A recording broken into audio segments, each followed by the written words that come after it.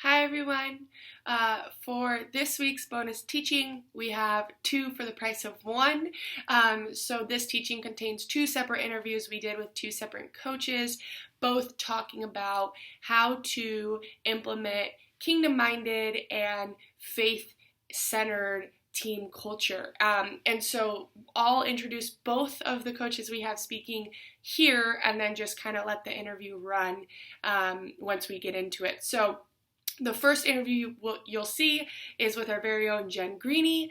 Jen is currently the head coach at Washington State University in Pullman, Washington, and I asked Jen to share her story and a little bit about her experience inside of implementing faith-based team values. And some of you may know, but I've known Jen for just about as long as I can remember, and I've gotten to see her and her husband Burdette, who coach together, operate in programs with these values, with these faith-centered values, and the culture that builds is truly phenomenal in terms of both success on the court, but also in the type of people that are like being developed inside of their programs. So Jen's going to share what those values are, how they came up with them, where they learn them, how they implement them, and the kind of culture that has built in her experience with a couple different programs that she's been a part of. So that will be the first one, and then the second interview will be with our good friend Jordan Cheng. So Jordan he'll give a little bit of his bio in the interview, but he's seriously worked for some amazing programs in the volleyball world, and most recently,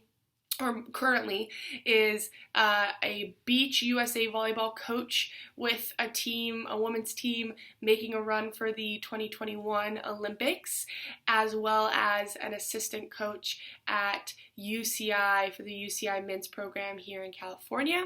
And Jordan has gotten to learn from and be under the mentorship of seriously some giants in the volleyball world, and it's been really cool to watch him and his coaching process take what he's learned from those mentors, absorb it, and then integrate it to be specific to the way that he coaches. And so he's going to talk about a lot of things in the interview of what he's learned and how he's applied it to his current coaching and his teams. But a lot of what I've seen Jordan do really, really well and in a really cool way is identifying his own personal why of like his purpose and why he believes God put him here on earth to care about what he cares about, and then helping his players identify that, and then keeping that as vision as a team for how they play and why they're going after what they're going after. So more than just playing for championships and wins, I see him coach in a way that keeps in front of his team, playing with their whys in mind and playing with this bigger purpose in mind that is usually much bigger than just volleyball. So he's going to talk all about a lot of what he's implemented and learned throughout his process, but that's what I've seen Jordan just do really, really well. And so excited for both these coaches in both their experiences and stories, sharing different ways that they've implemented faith-centered and kingdom culture, team values and team culture, and I know I learned a ton from both these interviews, so excited for you guys to just watch and kind of hear different language and ways that we can partner with God to carry out and create healthy, thriving team culture. So hope you enjoy. Cool. Well, yeah, to start off, would love for you to kind of give us a brief background on how you got into coaching, and kind of what got you started, and even like why did you want to coach when you were first getting into it? Yeah, absolutely. So I guess my easy answer would just be, I think it's in my blood. So my dad is a Hall of Fame basketball coach and track coach and cross country as well, but grew up in a family where my dad was a coach, and then he ended up coaching me in high school. And I have two older brothers that also got into coaching and education. So I think at a young age, I knew that's what I wanted to do. Yeah. So when I went to college, I, got my degree in elementary ed and just always thought I would teach and be a high school coach. And that's, what I was going to do. I did end up doing that for a short period of time, around some college coaching, but never really thought, boy, I want to coach college. That really wasn't in my, the back of my mind when I started out, but I'm really glad that I am now. Yeah, totally. Yeah, because where was your first college coaching job? So I played at Washington State, and then played a year of basketball actually as well, and then did my student teaching in a little town, and then moved back to Spokane. And my first actual coaching job was 7th grade boys basketball. Oh, I love it. And they were like, why do we have to have the girl? And I was like, oh, let's play a little, 2-on-2 or something. And I swatted some kid, and I was like, that's why you get to have the girl as a coach. And then they liked me. But so that was my first, intro into coaching. But not long after that, the coach that I played for at Washington State, Cindy Frederick, called. They had an opening for an assistant job. So really a year and a half out of college playing, I got my first job as an assistant at Washington State. Awesome. Okay, cool. That's probably when I started coaching you, Sierra. Yeah, seriously, literally, probably. I still have my Little Spikers t-shirt, so that was right around the same time, I'm sure. Cool. And so now, because how many years what year will this be of being in the college coaching world? Oh boy, you're going to make me do math now. So when I became an assistant coach, I was there for 4.5 years, and then was pregnant with our first daughter, Lauren, and thought, gosh, I want to get out of college coaching. I just want to coach high school. So stayed here in Pullman and coached Pullman High School for 3 years, and went into teaching here in Pullman. And then a friend of ours who is an athletic director at Lewis Clark State College, which is a NAIA school down in Lewiston, Idaho, kept calling me.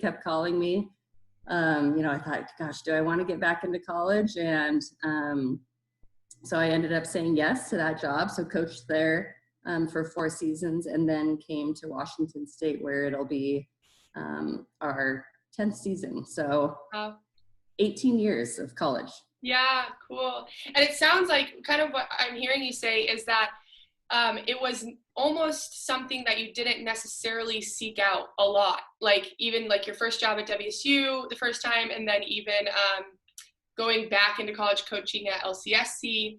This is like not necessarily something that it seems like you sought out, but kind of sought you out a little bit. Yes, definitely. The first job as an assistant, I was like, oh, this will be great.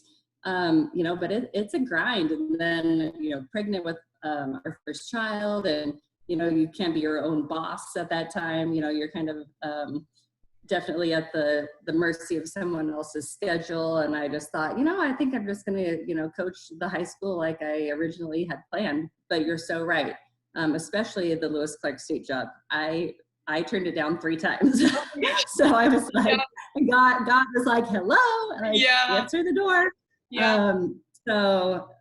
Definitely it wasn't something that I was like seeking out at that time. No. Yeah. And kind of that leads me into my next question with that. It seems like it's something that God kept bringing up. So what role has your faith played in coaching for you, but then also just in sport? When you were playing, did it have a role? And when and how have you learned to integrate the two of those things, sport and God and faith?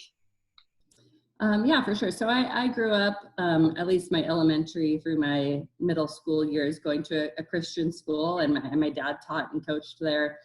So I think for that was really easy. It's kind of integrated for you. You pray before games, all this stuff is integrated for you. But then I went to a different high school, public high school. We moved to a small town, and that was definitely more difficult. And then I think going to college too, I still had my faith, but it wasn't probably, at the forefront of what I was doing all the time. So I think once I got into coaching and knew I was a role model and, just being on the other side of it, trying to have my faith right there beside me, not saying that I've done a fantastic job all the time. Definitely could do a better job, but I think as you get older, and especially having our own children as well, just trying to be the role model. And it has definitely, as I became a head coach, it's definitely been easier to integrate our faith and just our core values, what we'll talk about a little bit later with our team culture, into that. Yeah, totally. Yeah, and I mean, where you're at Washington State, in the Pac-12, super high level, and also a state school, in the head coaching position, now that you do have a little bit more say in how faith is integrated, what does that specifically look like in the context you're in, and how have you navigated that?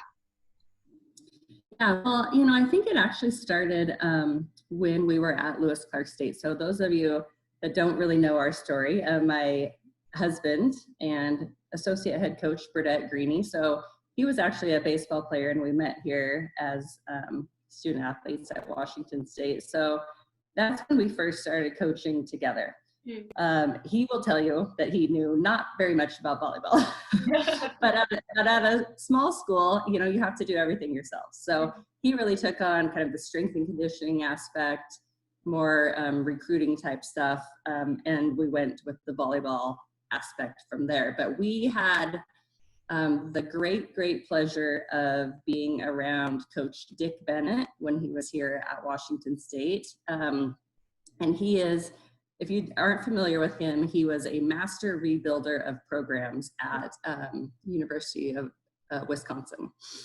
And then he was hired here at Washington State to take over and rebuild our basketball program. So we had the great pleasure of getting to know him. And he is a great man of faith.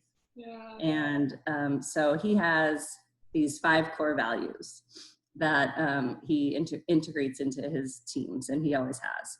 And we were lucky enough to be around him and learn from him. And so when Burdette and I took the job at Lewis Clark State, that's when we started with these 5 core values. We asked him, hey, Dick, we just took this job. Can we use, these values? And of course he was like, yes, absolutely. But you have to make them your own and integrate them into the program. So that's, I think, when it was probably the easiest being able to take over a program and have it our own. And that's kind of when these core values started. Yeah, so good. So with that, would love to, if you can go into what are those core values, and how do you implement them in your team culture, and what does that look like? Yeah, and I know I'm like, the team culture aspect for us is the biggest piece. We took over actually 2 programs, Lewis Clark State and Washington State, that were both terrible, in some shambles in many ways. So I think, for those coaches out there that either want to build culture or are in the rebuilding, just to have this foundation, and we talk about it all the time, especially with our faith, right? To have this foundation, that you can stand on, and it's God, right? Yeah. So finding out a way that you can integrate this into your team, especially like you said, we're here in the Northwest and pretty liberal area, and state schools and all that. So, how can you really integrate that into your programs? But I'll get to the values. Yeah. So they are passion, unity, humility, servanthood, and thankfulness. And there's some kind of definitions that we have that, like Dick said, we're going to make them our own. So passion for us is to be on fire. So we talk, and you're kind of getting the recruiting spiel now. Every recruit gets this. Every player knows this. You can ask, players from the past, like, hey, what are the 5? And they're going to be able to tell you. So I think that's really important to stick with whatever your values are and stick with that, so that everybody on your team knows, what you're about. So passion, be on fire. Unity for us, it was do not divide our house. And we liked that. We changed it a little bit to full and perfect agreement. So that unity part, you think if there's an agreement on a team or in a staff or whatever it is that, you're not going to necessarily agree on everything, but the perfectness of that is that you're going to work through it. And you're going to, find some common ground and be able to work toward the goal that you have. Yeah. Thankfulness is learned from each circumstance, whether it's good or bad or you have success or failure. We used to joke a lot at the beginning when we took over and we were really bad, that you learn more from failure, but we sure learned a lot during that time because there's a lot of failure there. Yeah. And then humility, know who we are. So that's kind of the, you got to know who you are, coachable, know your strengths, know your weaknesses, be able to just be vulnerable with your teammates, especially within the staff. And then servanthood is the last one, and that's lead by giving. And, so if you're on a team of 15 people and the 14 others are there for you and they're, giving to you, then it's a pretty special environment that we think we can set up. Yeah, so cool. And so, and what I'm hearing you say is this is something that even recruits walking in the door, get, and I've been in your office and it's on the wall. So it sounds like it's almost, language creates culture. And so it's a language enforcer that you guys are talking about and using. And that's how a big part, it sounds like, of how the culture does then get implemented there. Absolutely. And, Dick Bennett has a book as well, and these are all biblically based. Yeah. And we tell our recruits that. We say, these are biblically based. A Season with Coach Dick Bennett is the book that kind of follows him in a season at Wisconsin. And he definitely goes through these 5 core values pretty much in depth. But, we that's kind of how we weave, I guess, the Christian aspect into the recruiting and into our team is we tell them these values are biblically based. That does not mean you have to be a Christian, but it does mean you have to be a good person and be willing to step into this team culture and, have passion for, what you're doing on and off the court and be unified with this team. So that is kind of the way we weave it in, and our whole staff is Christian, and we tell them that, and we say, we want you to know who we are. It doesn't mean you have to be, but we want you to know who we are so that you can maybe understand us a little bit better. Yeah, so cool. Yeah, and that's a conversation from the start and kind of sets that the culture and expectations, it sounds like, too. Yeah, and I think just that consistency that every recruit and every player in our program hears the same thing. Yeah. And so then when we have these values that we can talk about, and we talk about them all the time. Yeah. Pre-practice, if a match doesn't go well or if there's a conflict or something going on in our team, we can always come back to values. Yeah, and almost course guiders then, it sounds like, where if something if you're not hitting the mark that you're going to, it's assessing through the values, where are we off course, where do we need to tweak to realign almost. Absolutely. And we talk most of the time kind of preseason, especially with our newcomers that don't really understand maybe what does this look like, so we talk about what does passion look like. It's easy to say, what does it look like during a match, right? Yeah. But what does passion look like in the classroom? Or what does passion look like in the community? And we have them write it out, so it's their ideas and thoughts as well, that they can what does passion look like? It means you're going to go to tutoring with a good attitude and be prepared and ask questions, and whatever that is. Yeah, and have them have some sense of ownership, it sounds like. Absolutely. Cool. So cool. And even I obviously grew up hearing about Dick Bennett and that method, but I think to hear how you guys have specifically implemented it, I love, and that's so cool. And I would love to hear then, thinking about how you both came into, you mentioned LCSC and WSU with the culture you received, which was in shambles, as you said, and then implementing these values. How have you seen the culture shift, and how would you describe what it was, and then now where you're at with it, and how you've seen that change? Yeah, for sure. I'll definitely say at Lewis Clark State and a smaller school, it was much faster. The change was much faster. Again, it was a losing program, but I would definitely say the culture wasn't terrible. So I think they were really hungry to, buy into something that was stable and wanted to win and wanted to work hard. We also had some great leadership, on that team that really grabbed a hold of the core values and the 5 and ran with it. So I guess that's probably, I'm sure that's why it was faster at LC. And also we went faster, and so it's always easier once you start winning, right? Yeah. At Washington State, it was we took over a team that had a 1.96 team GPA. There were drugs, there were people that had been arrested for shoplifting, there were I don't even know how they still had a team, but it was bad and sad to see as an alum that had played there, and we were successful. We went to the Elite 8 and NCAA tournament consistently. So that was sad, I think, as an alum. So that's what we were taking over and trying to rebuild.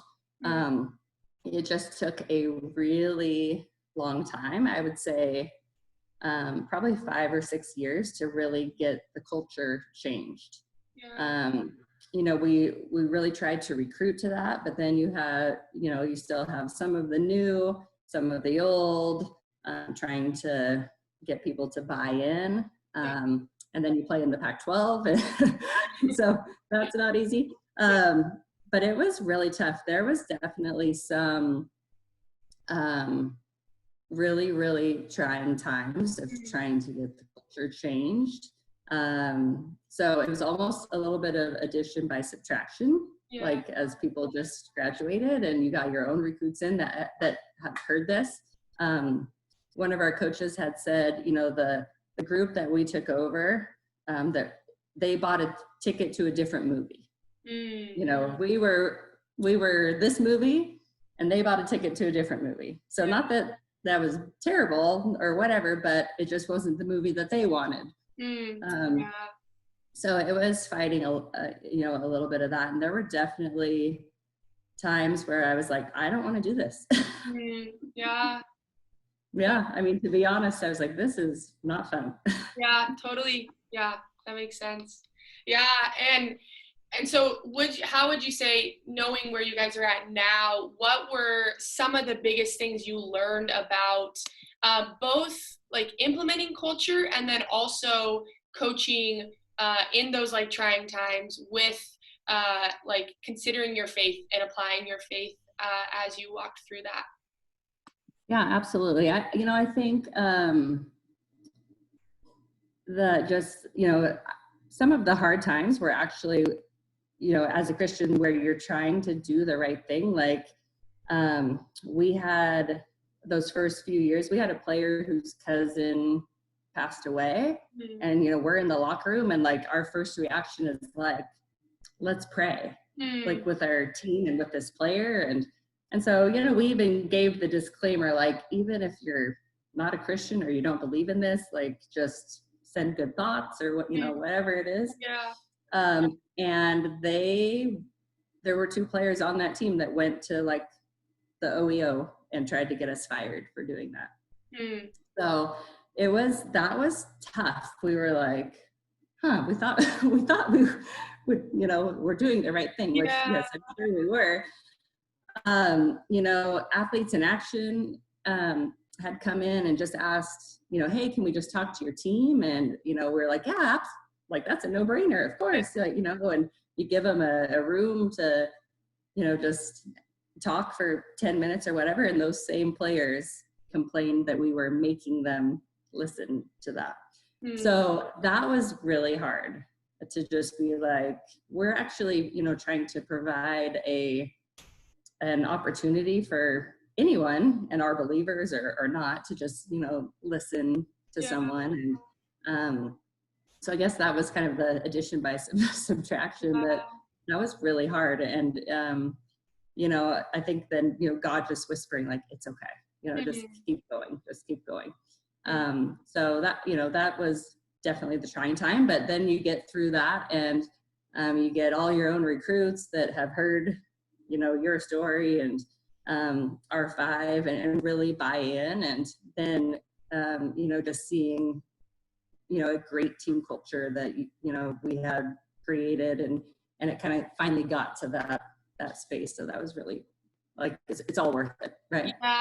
Yeah. To have those like moments. Yeah. Has there been like even a specific story or moment where there was like, oh, like God, that we're here, like, or that was worth it, or this has been like that moment told us that the culture has been established? Anything along those lines that comes up? Yeah, I think there's a ton of just small things like that. But I would say seeing, maybe a player had come in, and at that time our culture was established. I think it was definitely established and it was great. And she came in, having gone, to a private Catholic high school but wasn't really invested in her walk with Jesus. And I think seeing just the way that through her 4 years, by the time she was a senior, totally on fire for God. And I don't think it was really anything we as coaches did, but it was her teammates that were surrounded, that she was surrounded by, that we had recruited. And we're like, well, there was a reason for her to be here. Yeah. And almost like when you think about discipleship, the fact that it's like, it was the teammates, it was like the players that invested in her in that way, in my mind would signify like this is part of this team's culture then, that this is happening. Yeah. So I would say that, and then I would say probably the last couple of years, like we go out to a restaurant to eat, we typically kind of just let the team sit together at a big table, and coaches typically sit, closer, somewhere near them. But to just look over and see the team like praying before a meal, like we didn't do that. You guys go. Where it was when we first took over and we're in the locker room and someone had just died and we're just trying to comfort someone, and we, somebody's trying to get us fired. So to just see that, you're like, yeah, okay, we're good. Yeah, so good. And what I'm hearing too, even what you were saying before, is that, and the way that in which that is like such a, like the culture that you've established in your program is then holistically applied to not only how your players are being developed as players, but also as people, it's affecting who they are becoming, is really cool to hear. Yeah, and that's what we tell our recruits and our players. We are not here just for the 3 hours that we're at practice. Like we're going to be here for your whole life. And meaning like, if you don't like that, if you don't want us to try and help you and guide you to be better humans and become, moms or bosses or, whatever it is, then this isn't the right place for you. If you just want to be invisible and go to practice and not have anything else, because we do say we're like, we feel like we're a bridge, right? They've been with their parents. They're not fully on their own in a job yet. Like we are the bridge, trying to just build on, what their parents gave them until they graduate and leave. Yeah, so good. Yeah, I love it. That's awesome. Well, I think kind of last question here a little bit before and I ask if we've missed anything, but when thinking about effective and meaningful team culture, for the coaches that are like sitting, even if they're assistants and one day plan to be head coaches and are like, that's awesome, what Jen's talking about, I would love to be able to do. Where would you say people should think about first? Like, where do they start? What's the first thing they should approach when they're thinking about establishing culture and even like faith-centered culture? Yeah, anytime you're talking about culture, I really, really believe it has to happen in the locker room. Like as coaches, we can want as much for them. Yeah. And they can give us the answer. But if you don't have, players on your team that are bought into that, then it's not going to work. You can have all the buzzwords and all the whatever you want. If it's not going to get integrated into the locker room through the players, then I think it's really, really difficult to happen. So I think it is recruiting, finding those players and spending time with them, developing that. And maybe it's not necessarily leadership like you would think like on the floor, but it's spiritual leadership. Like it might not be the same kid. It might be the kid that never plays and is just at the end of the bench, but she is there as your kind of spiritual leader and is going to take whatever these values you want or whatever and really try and integrate them into your team. So I think, cultivating that, finding out who those players are, and they have to want to do that as well. Again, you can't force anybody to really buy in, but the ones that do. So, figuring out who that is, spending time with them, really getting them to understand what the values are that you want and why. And that takes time. It takes time and relationships. It doesn't work if it's just the 3 hours that they're at practice. Yeah, that makes total sense. And kind of what I'm also hearing you say is even that being true within like your staff and who like the locker room extends to the staff almost too, it sounds like. And so then when you spend time with those players, they're seeing you and your staff also pursue these values. And it's almost, they can probably catch more than they can even teach. You can teach them almost. Right. And, and I think we're lucky. I'm lucky because, I'm married to one staff member, so he has to do what I say. Yeah, he's on board. He has to be, He doesn't do a very good job of putting his dishes in the dishwasher. With passion. Yeah. And then also our other staff member is Shannon Hunt, who I played with. Actually, we were roommates in college together.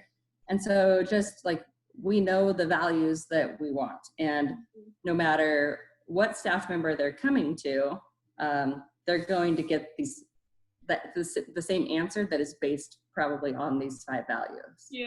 So we're pretty lucky with that, because I think that's really hard if you have a lot of staff turnover or you're not the head coach but you're trying to implement it.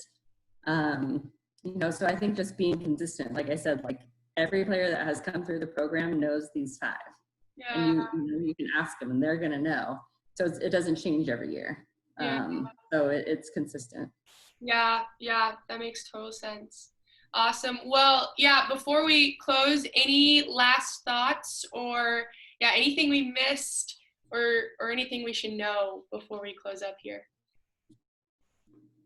No, I don't think so. I mean, I just disclaimer, like we are not the gurus of team culture or anything. Like we have definitely messed up probably more than we've done good, but I definitely feel that out of state school, especially up here in the Northwest, I think it's really hard to have biblical principles and, try and incorporate that. But I'd be happy to talk to anyone and brainstorm and answer anybody's questions, but definitely don't want to come across as, oh, it's been great and we've never made a mistake, because we definitely have. But some of those mistakes, of course, it's God, and they have definitely turned out and for something better, and that thankfulness learned from each circumstance, I think, is huge. Yeah, so good. I love it. Well, yeah, thanks so much, Jen. This is awesome, and excited to see the ways that now programs across the country will have, five values, or at least somewhere to work from. So, yeah, absolutely. Thanks. Yeah. Well, Jordan, thank you for being with us here today. I'm excited for, what you're going to get to share with our coaches on kind of your journey and your story with coaching and what you've experienced so far. So to start, if you just want to give us a brief overview of who you are, how you got into coaching, what your journey has looked like, and where you coach now. Sure, yeah. Thanks for having me, Sarah. So I guess a brief overview. I got into coaching because I've always loved playing volleyball. I played volleyball since I was in 5th grade. And in college, I didn't know what college volleyball was, so I just screwed up playing because I loved it. And I got to college, started the club team there, and then started coaching as a side gig. So I coached club in high school, just make some money as a college student, and then fell in love with it. I remember telling my parents as I was about to graduate from Chapman with a business degree, private school education, telling them, I want to coach for the rest of my life. They're supportive, but they're a little shocked. And so I guess the rest of my journey it's been a lot of shocking, like blown away moments of, I can't believe God's doing this in my life. Whether it's interning with USA Volleyball right when I graduated college, and then meeting, gold medalist coach named Mark Dumpy, who for some reason wanted to hire me on full time, even though I had 0 volleyball experience. So I worked at Pepperdine with the men's volleyball team for a year. And I think part of my journey is me wanting to have played professionally and played college volleyball. So every time I tried pursuing playing, another coaching opportunity came up. And so I got to coach at UC Irvine. And that was also another moment of like, all right, God, like, here's a gnarly opportunity that's from you. Can't say no to it. It's clearly something that I think you want for me. And then that turned into coaching beach and coaching Reed Pretty on the beach. And then now Kelly Clace and Sarah Sponsel is the current team I'm with. So. Yeah, so good. Yeah, your journey and your story sounds like it's kind of this, like, God just putting the next thing in front of you in the coaching world. Yeah. And I know we've kind of talked about, I've heard you talk about your almost this, like, every time you've had one of those decisions, this crossroads with God of like, do I step into this? Do I pursue playing? Could you kind of tell us a little bit about, what that's looked like, that decision-making process with God, and how you kind of landed on actually leaning into deciding to take the coaching route? Yeah, I think, so I interned with FCAV Volleyball, and so that was my first real taste of, I guess, community. I've never had Christian friends growing up. So a big part of my journey in terms of like deciding whether I wanted to coach was a lot of help from community. And so I think I've had mentors like Graham Cowgill and LV Hansen, 2 guys I look up to like crazy. And I think those 2 guys and a lot of other friends have helped walk me through the process and can give me perspective, and obviously a lot of prayer helps. But it ultimately came down to, after multiple opportunities, I think there's a breaking point in my life of like, all right, Jordan, do you want to pursue like what you're passionate about in terms of playing? Or do you want to pursue where you think you find purpose in, and that was coaching. So I think the crossroad was, do I pursue playing do I pursue passion or purpose? Or potential or purpose, however you want to phrase it. And I knew my potential was always like a really good volleyball player. But I think there's a moment of looking back on past experiences of just like seriously like God's favor. Like literally, I feel so unqualified for a lot of these jobs, but I'm getting these just gnarly opportunities. And so I think as a moment of I'm going to pursue my purpose, and I think that's as Jordan Cheng being a coach. I think God continues to, literally I find myself saying like, God, you've really outdone yourself. Again, just kind of almost surprised with just how many more opportunities he's given me as a coach. So. Yeah, so cool. Yeah, and then kind of with that, you talked about being implemented or like really invested in by FCA volleyball community and making those decisions of what career path to take with God. So can you talk a little bit about what role has your faith played in sport for you, both as a player and a coach, and when and how did you learn to integrate the two? Yeah, I've never been, I don't want to say never, it's always been hard to, even the concept of like playing with God or coaching with God, I think it's sometimes hard to try to integrate that. Like, cause when you're playing, like, I'm the type of person who, like, I love competing in everything. If I'm playing Settlers of Catan, you know, Sierra, like, some people don't want to play with me just because I get so competitive and I can be mean. And so in the moment, I'm not thinking, especially like when I play volleyball, I'm not thinking of, oh, I'm doing this with God and just constantly trying to pray and constantly trying to think of him. I think it's more of, here's an opportunity to play or to coach, and God's given me these gifts and talents, and I want to make him proud and enjoy it and see what I can do. And so I guess the role that faith has played for me is I think it's given me purpose and direction. And so I just came across a book that talks about grit, and I've always thought of grittiness as like just a fierce competitor. And I always thought like I had that, and I have that as a coach and player, but the definition again gave for grit was persistence aligned with purpose. And so I think in terms of like what role has faith played for me, I think it's given me a lot of purpose and direction of where I feel like God's calling me. And so like my why as a coach isn't just to win a gold medal at the Tokyo 2020 Olympics. I think it's more than that. I want to change the entire culture of the beach volleyball community and build community within, and kind of empower the next generation of people to learn how to love on each other, to bring out the best in each other, to know themselves well, and kind of also live a life of purpose. And so luckily I get to integrate my favorite sport with, I think, my faith journey of like who I want to become and what I want to do. It happens to be, volleyball. So I'm thankful for that, and it's fun. I think another role that faith has played is just, I think, perspective. I think, kind of, as I said earlier, I've always felt almost like unqualified for all my jobs, even though I feel like I've outworked or worked harder than a lot of other coaches.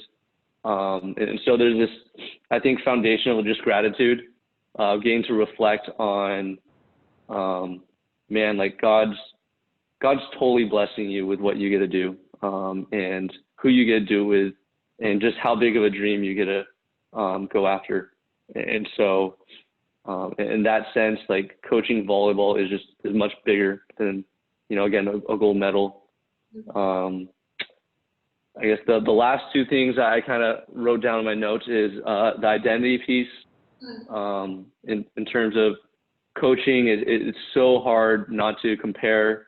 It's so hard. I think the biggest struggle as a coach is I think there's this urge to feel like you need to have a voice, that you got to have people like automatically just listen to you right away. And so I think the faith aspect has helped kind of build an identity for me, in the sense of like, well, who am I? What do I bring to the table? I guess what are my gifts, and how do I operate out of that, instead of like, I look up to Marv Dunphy, but I don't want to be the JV version of Marv Dunphy. I want to be the varsity version of, Jordan Cheng.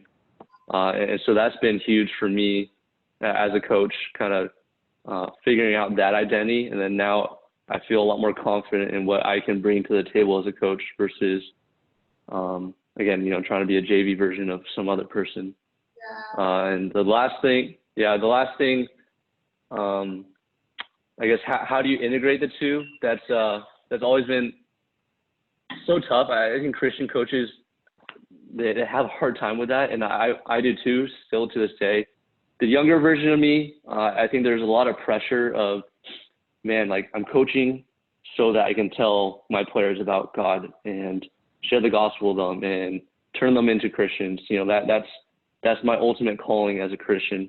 And yes, there's some truth in that, but I think the older I get and the more, I guess, mentors I'm around and learn from, and people I think that are the best in terms of, I think, relationship and living out a life of purpose, I think has shifted my perspective from that pressure to, well, can you just love really well? And like it's out of our power to try to convert and change someone's heart. But I think we can help guide and direct them. And in order to do that, you need trust and you need to build a relationship with them. And so conversations are huge for me. The relationship piece is huge for me.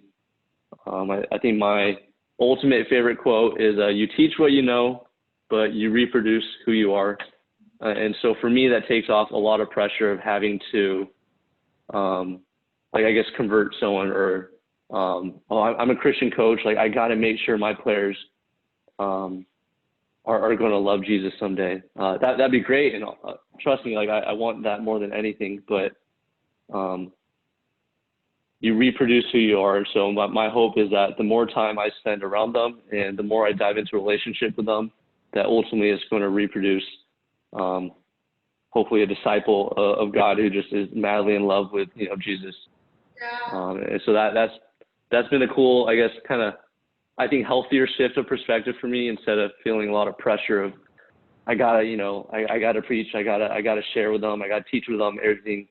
So yeah. For sure. Yeah. Because then it's inviting people into what you've already been invited into, rather than this like really heavy, what you're saying, like burden almost, and instead this like invitation into the same thing you've been invited into with God. So really cool. Yeah, so good. Well, I think next question, and kind of what I really wanted you to be able to talk about your experience with our coaches in, is this idea of what I've seen you do really well with a couple of the teams I've got to see you now coach, is this idea of team culture. And I think you're mentioning you've been around a lot of these like giants in the sport, and I think you've that on yourself, like taken what you've learned and thought about how you want to apply it, and how that, what you were saying, like how that best fits your leadership. So would love to hear first, how do you define or view team culture, which can be kind of such a like a buzzword. So yeah, how do you view or define it? What is its role and importance, and how do you think about it? Yeah, I was actually thinking about that question more today as I was driving to do some chores. In terms of like culture, I guess the first thing I think of when I think of culture is I think it's a reflection of who you are, and it's usually like a group of people. Like I myself can't create. Someone doesn't meet me and is like, oh, like Jordan's culture, it's like, no, it's a group of people. And so I think ultimately, an interaction with any member on the team reflects the overall, I guess, like who we are as people. And so that's how I think I might view team culture as. It's I guess back to the concept, like you teach what you know, but you reproduce who you are. And so it shouldn't matter who you talk to, there's going to be a unified collective push towards a certain vision or mission, and so for us, like we talk about being on the same page. We talk about first everyone being bought in, and then how trust is foundational for us. And so we want to try to bring out the best in each other. We want to know each person on the team really well. Not just treat others the way we'd like to be treated, but treat them the way they'd like to be treated. And know what their strengths are, what weaknesses are, and how we can combine all of that now for, again, a unified, I think, collective push towards our mission. So I think I would first always talk about just trust, because I think it's hard to create a culture, a unified push, if there's not trust in there. And so I think it's easy to talk about, well, we want to be this culture of, yada, yada, yada, A, B, C. But if there's, it's hard to have, one knucklehead or two knuckleheads that aren't bought in. So obviously with beach volleyball, I think from my experience, it's been a little bit easier in the sense of you have three people. It's me, two players. And so in terms of like being on the same page and being all bought in, it's a little bit, I guess, easier number-wise than when I was at UC Irvine, and now you have 20 people in the program. And so for us, the culture's been a lot of fun, just because I think we've had a lot of sit-down meetings and conversations around here's who we are, here's who we want to be, here's where we want to go, and how do we hold each other accountable? There's going to be conflict, but do we trust each other and kind of think that, believe that we're all in it together? Yeah. So. Cool. Yeah. So it sounds like having that common vision and getting clear on that common vision to then move forward together. Is like a really big part of it. Well, thinking about then, like, if that's the concept or the philosophy almost, would love to hear from you what has actually operationalizing and applying team culture look like for you. So you talk about trust, so even like what does building trust look like, and what are some of the tools or language you have used to apply the, like, thinking behind team culture and actually operationalize it? Yeah. I guess backstory to that. So like when I first met Sarah and Kelly, they interviewed me, and I think it went well enough for them to like me and hire me. But I remember I asked them a question at the end of the interview, and kind of asked them like, hey, why do you guys want to go to the Olympics? And there's a little bit of a moment of like kind of like shell shock of like no one's ever asked me that question. And that's like, what a dumb question. Like, we're pursuing a gold medal, and I guess my point was like, I think it's bigger than that. And if you don't know why you're pursuing this, then it's going to be hard to be, I guess, unified and to not get burned out, to thrive healthily. And so I know that was kind of a side tangent, but how we kind of, I guess, applied that and what that looks like tangibly. I asked them a lot of questions. So I started off the job with meeting up with them at least once a week, sometimes more than that. And luckily they're pretty all in to diving into that. And so there's a lot of questions. We talked about kind of the why, how, what. The what is, gold medal. How we're going to do it. Most coaches kind of know the how. They have the experience, but no one talks about the why. And so we spent a lot of time talking about why, trying to find our individual why, trying to sit in as a team and talk about like our team why, and kind of the vision behind what we ultimately want. And for us, the common theme between all three of our whys was kind of to influence others. And so that kind of spurred on of, whoa, it's bigger than just volleyball. It's bigger than just a gold medal.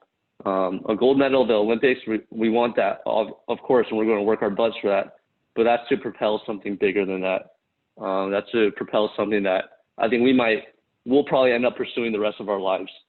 Something that is unattainable, I guess. And so those one-on-one meetings have been huge. I really encourage them to start reading and journaling. So the first book I recommended was Start With Why by Simon Sinek. I think Sarah read that literally in a day. And she's just like, Jordan, like, I need to talk to you. I was journaling about it. have, journal for like 2 hours, like, can we meet up and talk?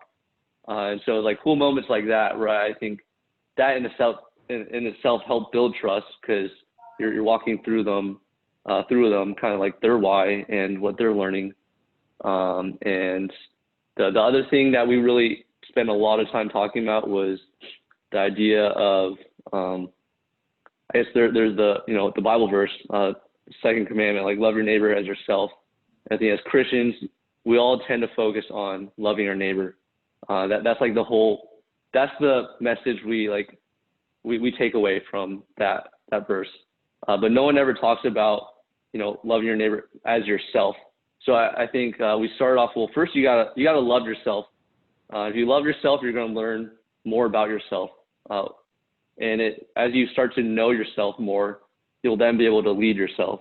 And as you start being able to lead yourself, you're then able to invest and lead in others. And so I think we try to work backwards of, well, instead of investing and leading others and influencing others, we got to start with ourselves.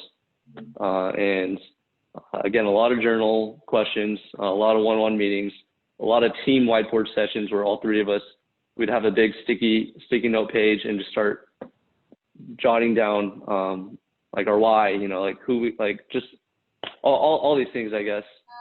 And so when I got hired, we had 2 tournaments, like back to back, 3 weeks after I got hired. And so there really wasn't much time to get them better at volleyball. And so it was the idea of like, well, we are who we are in terms of volleyball, but like I think there's more value in spending that time in talking about our why and talking about how we can get to know ourselves a little bit better. And hopefully it's going to pay off. You can use this video if we win a gold medal at the Olympics. Otherwise, no, I still think it's valuable. Yeah. But it's the idea of another, I guess, note I have is language creates culture. And so we have a lot of phrases and sayings, and they probably heard me say like, oh, let's get to know ourselves like 100 times, and they start rolling their eyes. But it's to the point where they know what it means and they own it. And we'll say stuff like, hey, let's fight to be on the same page. We'll say the word balance a lot. Like we want to have balance with pursuing volleyball, working hard, but also having a healthy mental life where we're thriving in community and we're feeling recharged. And we're investing in ourselves. So just kind of those words and lingo. If you ask Sarah Kelly, they would know what that means, and I think they're starting to use it too. And so that's been a cool piece of like actually seeing the girls start using some of that language. And when random parents or random people are asking them about their journey, they're starting to throw in those snippets, and you're like, that's cool. Yeah. So yeah. Cool. Yeah. And what I'm even going through that process of knowing each other's whys on the team, I mean, yeah. And B, if you're going to, yes, love your neighbor as yourself, but also love your neighbor, treat your neighbor how they would want to be treated, or treat someone how they would want to be treated. Sit down, like it's one thing to identify that why, but then to sit down and talk about it together and let that be a trust building practice is really cool. So yeah, that's awesome. That makes a lot of sense. Yeah. Well, and then so with that through the years, you kind of touched on it earlier, but what would you say you've learned about coaching with God and implementing culture? So we talked about like what faith and coaching has looked like for you and what culture has looked like for you. What have you learned about those two things together? What has been hard in that? And then what has been really effective or fulfilling? Yeah. It's funny. The first thought I had is like, what have you learned about coaching with God and implementing culture? My first answer was like, it's freaking hard. And then I realized the next question was like, oh, what's been hard? I'm like, well, yeah, that's perfect, because it's been so hard. And it's, I think what's been freeing for me is the idea of like a failed plan doesn't necessarily mean a failed vision.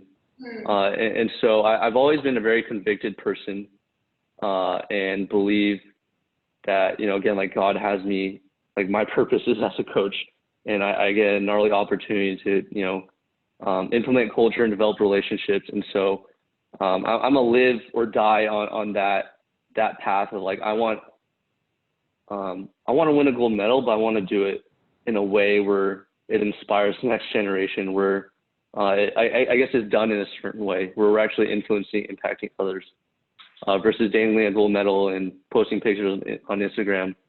And so things never really go as planned or how you ride up. And I think ultimately it's a Bible verse that really helped me is when it talks about almost like rejoicing in our sufferings, because suffering produces perseverance, perseverance produces character, character hope. And I've always known the dream I have of who I want to become and like what I want to do in the volleyball world requires a gnarly amount of character. And so if that's the case, then it thus requires a lot of suffering in my life.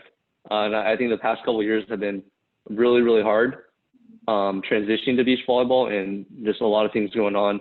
But I probably learned more about myself last year than, maybe any other year.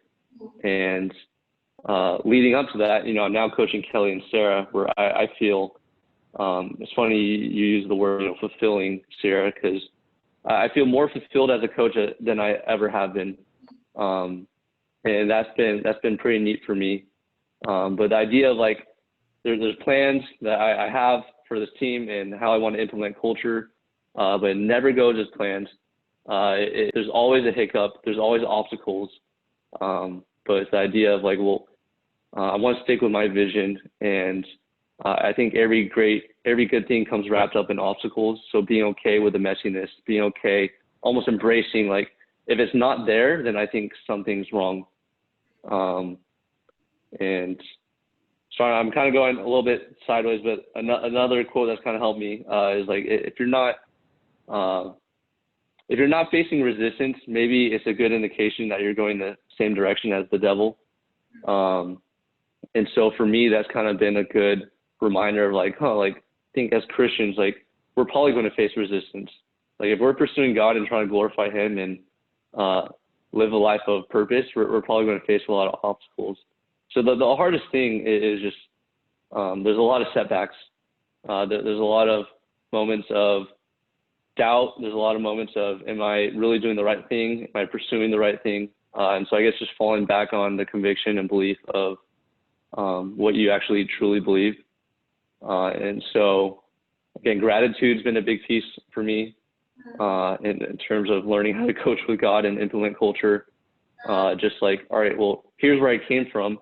Here's all the opportunities that God's given me. I'm just so beyond grateful to even coach Kelly and Sarah, because I never even would have dreamed or imagined coaching a team of this caliber. Yeah. And again, the idea of like falling back on what or like where God's shown up. I try to rely a lot on past experiences where I've seen God in His favor. And so for me, even with Kelly and Sarah, we're having, some downs, and it's a little bit hard. And we're all so young and we have a lot to learn, but it's falling back on, well, look at the path that God set before me as a coach, and literally opportunity after opportunity where I just wasn't like, how did I get that? So falling back on that, it's like, surely God has me in the right spot, because I've seen just an incredible amount of favor, and getting this job alone is enough assurance of like, all right, like, embrace, it's going to get messy. Put your seatbelt on and get ready for the bumpy road. So I guess what's been effective, I've been trying to just focus a lot on building trust with the girls, and just prioritizing relationship. And I think the volleyball part is easy. I'm studying the game. I think we're surrounding ourselves with, great coaches like Tyler Hildebrand, and we're watching film and getting better at volleyball. But I think the hard part is when the messiness comes, can we stick together and be unified and be willing to have conflict with each other? because ultimately I think that's what it takes to get to where we want to go. And so it's been, again, like I feel more fulfilled as a coach than I've ever been, just because I feel like I get it. They're allowing me to really speak life into them. Kelly and Sarah really, I think, trust me and are all in and open to what I'm kind of bringing to the table. And I love getting to help them discover more about who they are, more about themselves, and operate in confidence of that. And then also, I guess something I never even really thought about is seeing them now being able to invest in some other people. And that's been really, really neat for me. Seeing them mentor, like a high school girl, and because no pros doing that, no pros going out to lunch, or doing some of the trips I think we've gone to do, and that's been really neat. Another effective thing has been journaling and reading and just listening to podcasts, trying to have as much of a growth mindset as possible. I think it's sometimes easy to forget of like where I came from, and like I'm a USA Beach national team coach. I'm coaching the 8th team in the world. Like I deserve this spot and I know all the answers. But just trying to have a growth mindset and constantly reflect. I think reflection is one of the most powerful things you can do in terms of learning. So, yeah. Yeah, totally. Yeah, so good. And it's cool to hear you say that a lot of the things that have made it feel fulfilling have come from RUB. That there's like the fact that you guys have gone through, you've like experienced conflict as a team, but that's also where trust gets built. Things like that, where it's like, because of the stuff that is hard.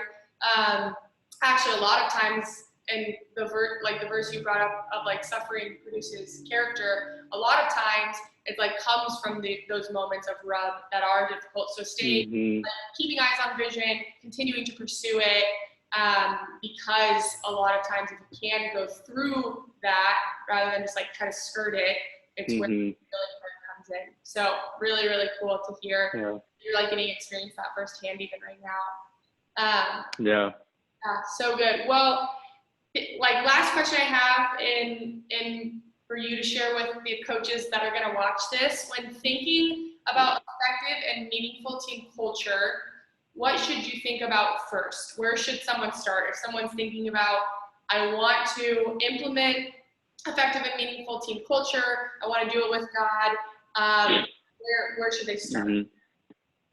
Yeah, I think just start with yourself, to be honest. I think as a Christian coach, it's so tough to have the mindset of almost investing in yourself and thinking about yourself. It's viewed, for some reason, it's viewed as like, oh, that's so selfish. Like you're called to create disciples and love others. And I firmly believe you can't do that well if you don't invest in yourself first. And so again, back to the idea of like, you teach what you know, but you reproduce who you are. And so if you're able to invest in yourself and create a healthy individual who's living out, all the qualities and attributes that you want to create in a team culture environment, I think you'll create that culture just from who you are. And so starting with yourself and taking, whatever players you have through, if you're capable of, learning more about why they're doing things, like what's the team why, and learning about themselves. And I think that'll help clarify roles on the team. I think that'll help clarify just what direction everyone's trying to go towards. And so for me, I think the most idealistic culture is just a unified movement towards something. I think if a group of people can make a push and try to get to a place, that's more powerful than anything. Yeah. So. Yeah, so good. Yeah, I love that. I love and if you start with self even too, well, that's certainly in your sphere of influence. You can control that. So being able to start with what you can control and what's your closest sphere of influence when you start with self makes a lot of sense. So yeah, well, anything else, Jordan, that comes to mind that you want to share with the group on culture and developing culture and doing that with God? Yeah, maybe just the last thought is that as a coach, like I don't know why I just thought of this, but I feel like you probably gain more trust and respect by admitting that you don't know what you're doing sometimes, or like you're not sure, or like you don't know the answers. I feel like so many coaches out there, if a player like, hey, what did I do wrong here? Sometimes like I'm not sure, to be honest. Or like, what's our next step? It's like I'm not sure. And I think that actually builds more trust, and that builds a safer environment and culture. If coaches don't feel like they have to have it all together, if they don't feel like they have to have the answer. And sometimes I think listening is probably the most powerful thing to actually build a healthy culture. So yeah. Cool, yeah, so countercultural, but when you think about a growth mindset, that makes so much sense to have moments of like, yeah, actually just like so authentic and honest. So really cool. Well, thanks so much for your time, Jordan. This was awesome. And excited for these coaches to get to learn from your process and your journey and what you've learned along the way. So thanks so much. Yeah, thanks for having me, Sarah.